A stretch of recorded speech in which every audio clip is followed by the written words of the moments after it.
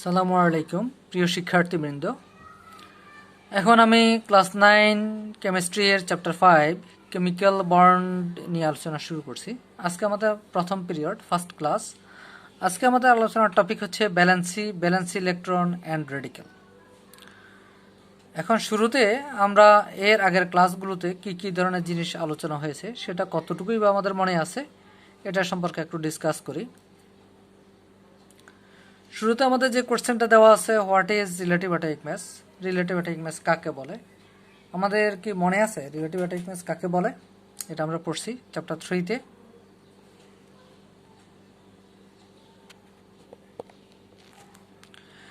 Relative atomic mass means how many times an atom of an element is heavier than 1/12 part of the mass of a carbon-12 isotope. একটা কার্বন-12 আইসোটোপের ম্যাসের 1/12 part আছে কোনো একটা এলিমেন্টের অ্যাটম কত গুণ ভারী সেটা বোঝা যায় রিলেটিভ অ্যাটমিক মাস দিয়ে। আচ্ছা, তার মানে এটা মূলত দুইটা ম্যাসের একটা রেশিও। তাহলে রিলেটিভ মলিকুলার ম্যাস কি হবে? সিমিলার কোশ্চেন, একটু পার্থক্য, সেটাকে মনে আছে বলতে পারবো কেউ?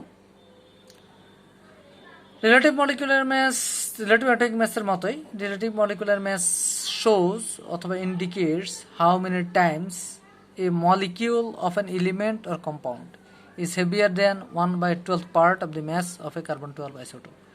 একটা কার্বন-12 আইসোটোপের ম্যাসের সে কোনো একটা এলিমেন্ট হোক বা মলিকুল হোক, কোনো একটা কার্বন-12 আইসোটোপের সে কোনো একটা মলিকুল, সেটা এলিমেন্টের মলিকুল হোক অথবা কম্পাউন্ডের মলিকুল হোক, সেটা কত গুণ ভারী সেটা প্রকাশ করে রিলেটিভ মলিকুলার ম্যাস। তাহলে আইসোটোপ কি? আইসোটোপ হচ্ছে একই এলিমেন্টের যে অ্যাটমগুলোর ম্যাস ডিফারেন্ট হবে তারাই আইসোটোপ। আইসোটোপ কিন্তু আমরা ক্লাস 8-এও পড়েছি, ক্লাস 9-এর চ্যাপ্টার 3-তেও পড়েছি। তাহলে এখানে কি পড়ছি? The atoms of same element with different mass numbers. একই এলিমেন্টের যে অ্যাটমগুলোর ম্যাস নাম্বার ডিফারেন্ট তারাই আইসোটোপ হবে। তাহলে আইসোটোপ যেখানে পড়ছি সেখানে কিন্তু রেডিও অ্যাক্টিভ আইসোটোপের কিছু ইউজও দেওয়া আছে, সেটাও আমরা অবশ্যই পড়ছি। তো রেডিও অ্যাক্টিভ আইসোটোপগুলো ইউজ কি কিছু বলতে পারবো? আচ্ছা ঠিক আছে, আমি এখন কিছু ইউজ বলে দিচ্ছি। দেখো, uses of radioactive isotope. Radioactive আইসোটোপগুলো দেখো দুই ধরনের ইউজ আমরা দেখতে পাচ্ছি। একটা হচ্ছে দেওয়া আছে diagnosis and treatment of disease. বিভিন্ন ডিজিজের ডায়াগনোসিসের ক্ষেত্রে এবং ট্রিটমেন্টের ক্ষেত্রে। সাধারণত আমরা যখন ডাক্তারের কাছে যাই, ডাক্তার তখন প্রেসক্রিপশনে আগে এটা কি রোগ হয়েছে সেটা ডায়াগনোসিস করার জন্য কিছু টেস্ট লিখে দেন। আমরা ডায়াগনস্টিক সেন্টারে এসে এই টেস্টগুলো করাই নিয়ে যাই। সেক্ষেত্রে ডায়াগনোসিস করে আমরা ধরতে পারি যে আসলে কী রোগ হয়েছে। ঠিক এরকম কিছু ডিজিজের ডায়াগনোসিসের ক্ষেত্রে, যেমন 1 নম্বর পয়েন্টে কি লেখা আছে? In order to diagnosis the expansion of bone and the reason of pain and to locate the spot of pain. এক্ষেত্রে কোন আইসোটোপ ইউজ করি? টেকনেশিয়াম 99 এই আইসোটোপটা ইউজ হয়।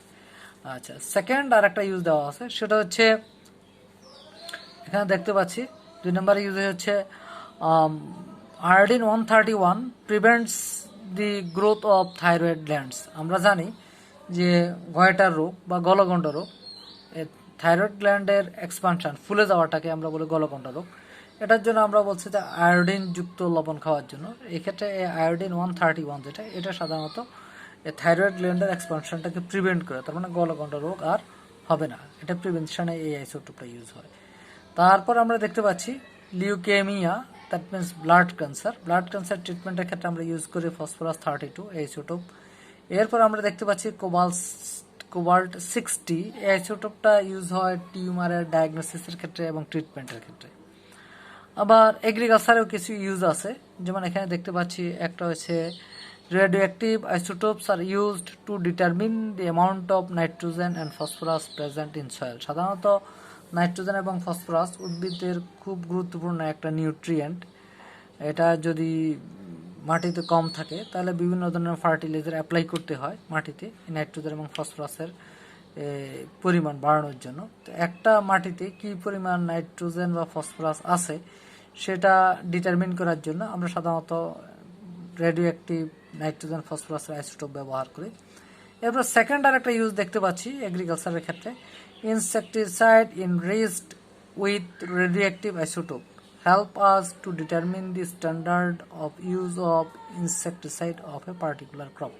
তাহলে কোনো একটা ক্রপের জন্য ইনসেকটিসাইড কতটুকু লাগবে সেটা কিন্তু এই রেডিও অ্যাক্টিভ আইসোটোপ ব্যবহার করে ডিটারমিন করতে পারে। ইচ্ছে মতো আমরা ইনসেকটিসাইড ব্যবহার করব না, কারণ ইনসেকটিসাইড নিজেও একটা পয়জন। এটা সাধারণত এনভায়রনমেন্টকে পলিউট করে, এরকম ওয়াটার, সয়েল, তারপরে এয়ার, এগুলোকে পলিউট করে। তো এই জন্য আমরা যেখানে যেই ক্রপের জন্য যতটুকু ইনসেকটিসাইড ব্যবহার করতে হবে সেই হিসাবে অতটুকু ইনসেকটিসাইডই ব্যবহার করবো। আর কতটুকু দরকার ইনসেকটিসাইড সেটা সাধারণত রেডিও অ্যাক্টিভ আইসোটোপ ব্যবহার করে আমরা সেটা বের করতে পারি। আচ্ছা, আজকে আমরা পড়া শুরু করি।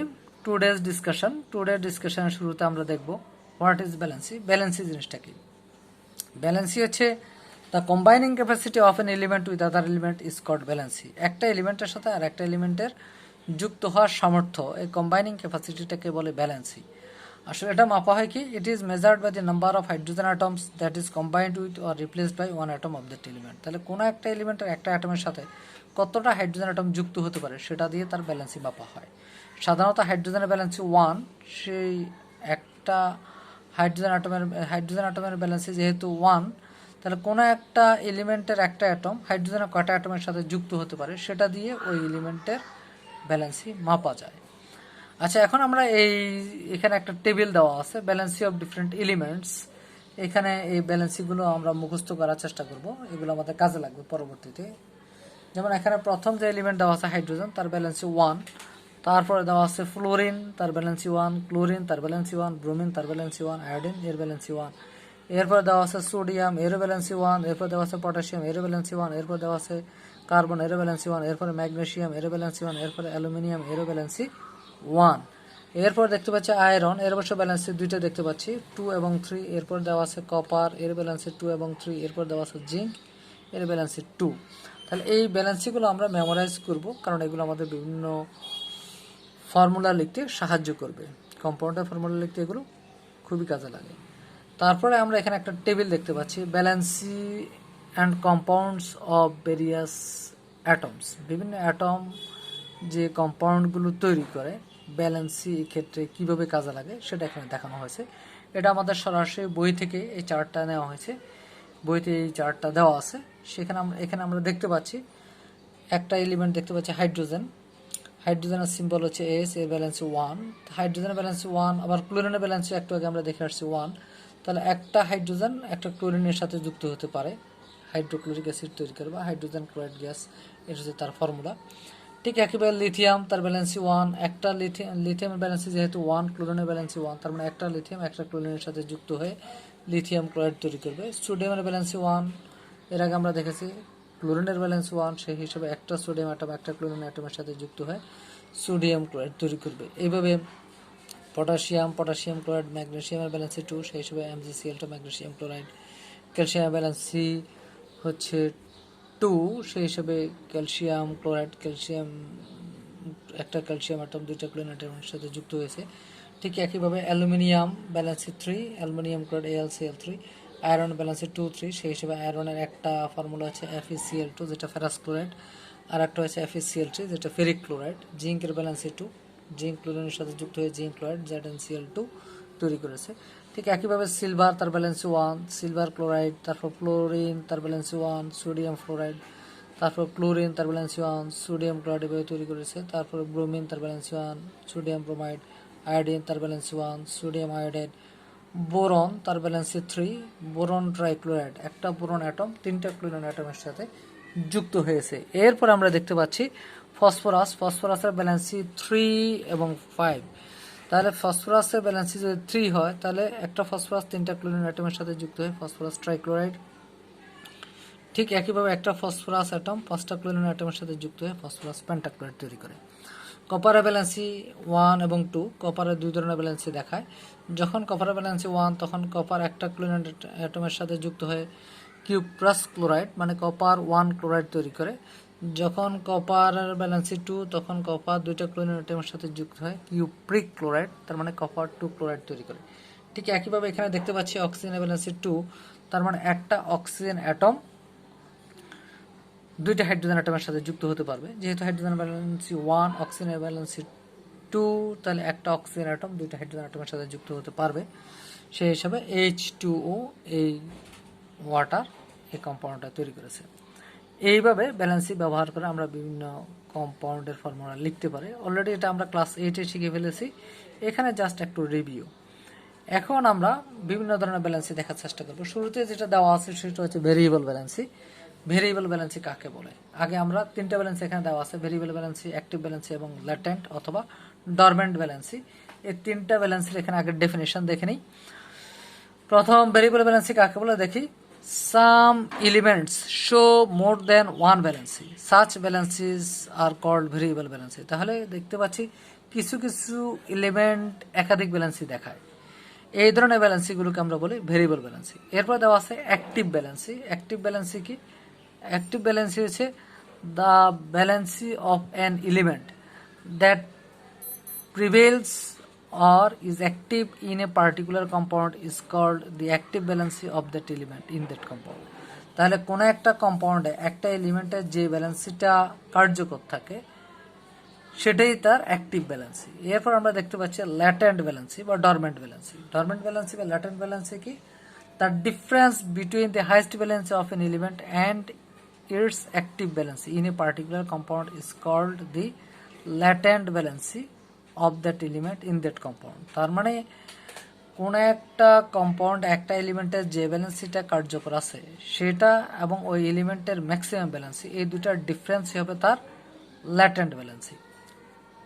যেমন এখানে এক্সাম্পল দেখতে পাচ্ছি, আয়রনের ব্যালেন্সি 2 এবং 3, তার মানে আয়রন ভেরিয়েবল ব্যালেন্সি দেখায়। কার্বনের ব্যালেন্সি 2 এবং 4, তার মানে কার্বন ভেরিয়েবল ব্যালেন্সি দেখায়। সালফারের ব্যালেন্সি দেখতে পাচ্ছি 2, 4, 6, তার মানে সালফারও ভেরিয়েবল ব্যালেন্সি দেখায়। এখন আমরা অ্যাক্টিভ ব্যালেন্সিগুলো দেখি। এখানে দেখো ফেরাস ক্লোরাইড FeCl2, এখানে আয়রনের ব্যালেন্সি 2, তার মানে ফেরাস ক্লোরাইডে আয়রনের অ্যাক্টিভ ব্যালেন্সি হচ্ছে 2। এটা হচ্ছে FeCl3 ফেরিক ক্লোরাইড, ফেরিক ক্লোরাইডে আয়রনের ব্যালেন্স এখানে 3 কার্যকর আছে, তার মানে ফেরিক ক্লোরাইডে আয়রনের অ্যাক্টিভ ব্যালেন্স হচ্ছে 3। এটা হচ্ছে কার্বন মনোক্সাইড, কার্বন মনোক্সাইডে কার্বনের অ্যাক্টিভ ব্যালেন্স হচ্ছে 2। কার্বন ডাইঅক্সাইড, এখানে কার্বনের অ্যাক্টিভ ব্যালেন্স হচ্ছে 4, কারণ এখানে কার্বনের ব্যালেন্সে 4 কাজ করতেছে। তারপর আমরা নিচে দেখো তিনটা কম্পাউন্ড দেখতে পাচ্ছি, একটা হচ্ছে হাইড্রোজেন সালফাইড, সালফার ডাইঅক্সাইড এবং সালফার ট্রাইঅক্সাইড। আচ্ছা, এখানে সালফারের কোন কোন ব্যালেন্সি কোন কম্পাউন্ডে আছে বলতে পারবো? হাইড্রোজেন সালফাইডে কত?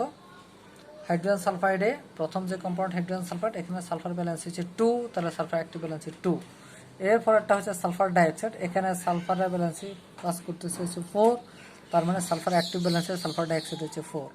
এরপর হচ্ছে সালফার ট্রাইঅক্সাইড, সালফার ট্রাইঅক্সাইডের সালফারের ব্যালেন্সি হচ্ছে 6, তার মানে সালফার ট্রাইঅক্সাইডের সালফারের অ্যাক্টিভ ব্যালেন্সি হচ্ছে 6।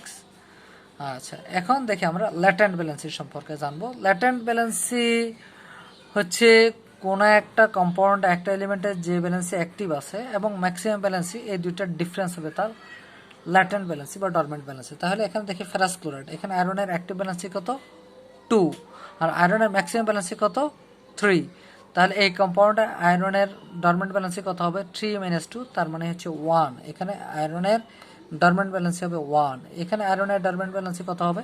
এখানে আয়রনের ম্যাক্সিমাম ব্যালেন্সি, আয়রনের অ্যাক্টিভ ব্যালেন্সি হচ্ছে 3 এবং আয়রনের ম্যাক্সিমাম ব্যালেন্সি হচ্ছে 3, দুটার ডিফারেন্স কি 0, তার মানে ফেরিক ক্লোরাইডে আয়রনের ডরমেন্ট ব্যালেন্সি বা ল্যাটেন্ট ব্যালেন্সি হবে 0। তারপর আমরা এখানে দেখতে পাচ্ছি কার্বন মনোঅক্সাইড, কার্বন মনোঅক্সাইডে কার্বনের অ্যাক্টিভ ব্যালেন্সি হচ্ছে 2, কিন্তু কার্বনের ম্যাক্সিমাম ব্যালেন্সি হচ্ছে 4, তার মানে এই দুইটার ডিফারেন্স হচ্ছে 2, তার মানে কার্বন মনোঅক্সাইডে কার্বনের ল্যাটেন্ট ব্যালেন্সি বা ডরমেন্ট ব্যালেন্সি হচ্ছে 2, কিন্তু কার্বন ডাইঅক্সাইডে কার্বনের ডরমেন্ট ব্যালেন্সি কত? 0, কারণ হচ্ছে কার্বনের এখানে অ্যাক্টিভ ব্যালেন্সি 4, কার্বনের ম্যাক্সিমাম ব্যালেন্সি 4, দুটার ডিফারেন্স হচ্ছে 0।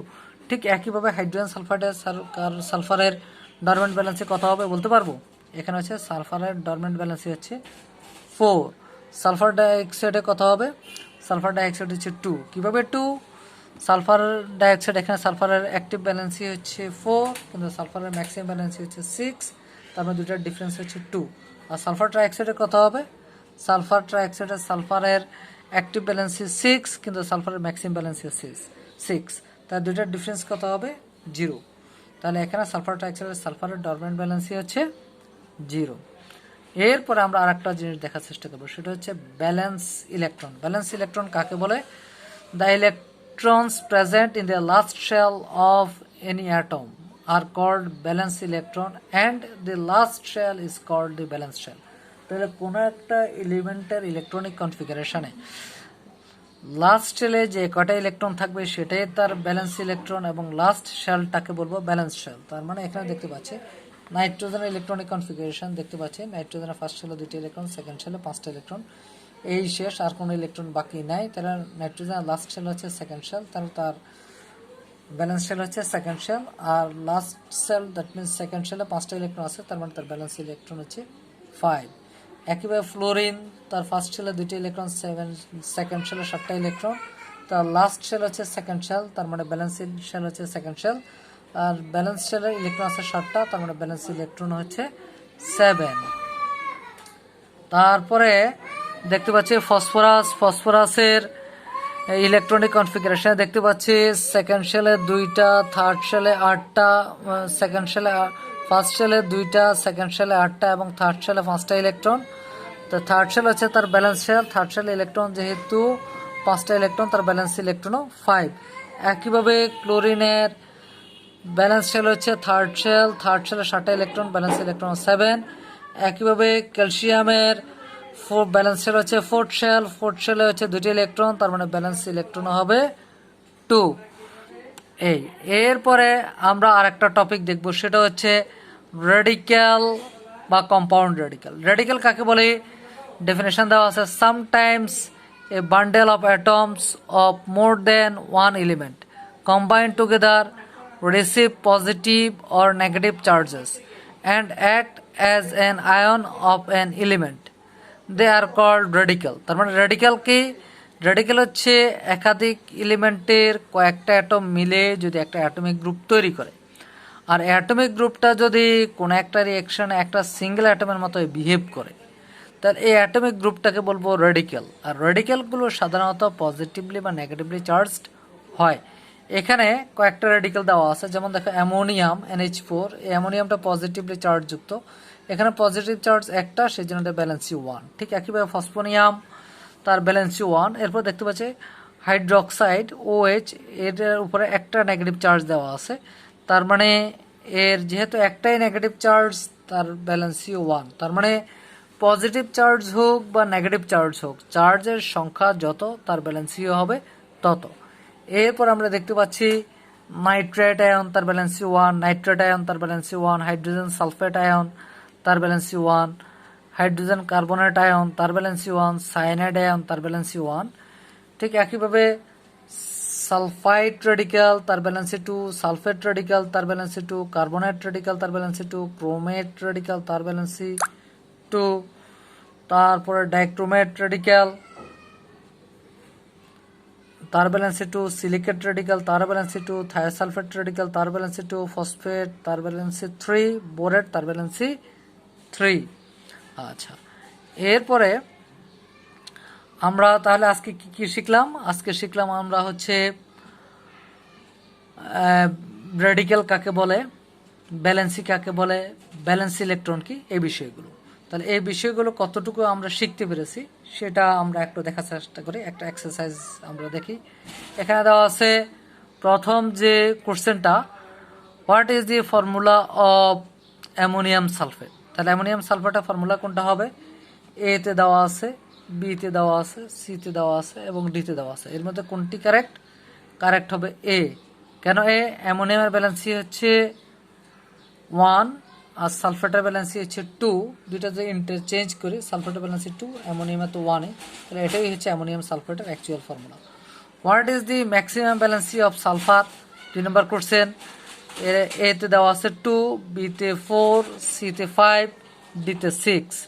সালফার আমরা জানি সালফার ব্যালেন্সি হচ্ছে 3টা, 2, 4 এবং 6। তো সালফারের ম্যাক্সিমাম ব্যালেন্সি কত? 6, এটাই কারেক্ট। এরপরে হচ্ছে what is the latent valency of iron in ferric chloride? Ferric ক্লোরাইডে আয়রনের ল্যাটেন্ট ব্যালেন্সি কি হবে? ফেরিক ক্লোরাইড আয়রনের দেখো এখানে দেখতে পাচ্ছি এ তে 0, বি তে 1, সি তে 2, ডি তে 3। তাহলে এখন কত হবে? আয়রনের ম্যাক্সিমাম ব্যালেন্সে 3, অ্যাক্টিভ ব্যালেন্সে 3, দুইটার ডিফারেন্স হচ্ছে 0। তাহলে অ্যান্সার কিন্তু এইটা, এটা ভুলে লেখা হয়েছে, এইটা হবে অ্যান্সার। তারপর 4 নম্বর কোশ্চেন হচ্ছে what is the valency of ammonium radical. Ammonium রেডিক্যালের ব্যালেন্সি কি? অ্যামোনিয়াম রেডিক্যালের valency 1। What is the formula of nitrite magnesium nitrate. Magnesium নাইট্রেটের 3টা ফর্মুলা এখানে দেওয়া আছে, এ, বি, সি এবং ডি। আমরা জানি যে নাইট্রোজেনের ব্যালেন্সি হচ্ছে 3, ম্যাগনেসিয়ামের ব্যালেন্সি হচ্ছে 2, দুইটা ইন্টারচেঞ্জ করলে ডি যেটা, সেটাই হচ্ছে ম্যাগনেসিয়াম নাইট্রেটের ফর্মুলা। তাহলে এই হচ্ছে আমাদের লাস্ট এক্সারসাইজ। এরপর আমরা দেখতে পাচ্ছি হোমওয়ার্ক। এখানে আমরা দুইটা হোমওয়ার্ক দেখতে পাচ্ছি। একটা হচ্ছে আয়রন শোজ ভেরিয়েবল ব্যালেন্সি এক্সপ্লেইন, এটা আমরা বাড়িতে করে লিখব। এরপরে হচ্ছে আরেকটা কোশ্চেন হচ্ছে valency and valence electron is not same, এই দুইটাও আমরা পড়ব এবং লিখে রাখবো। এই পর্যন্তই। আল্লাহ হাফেজ।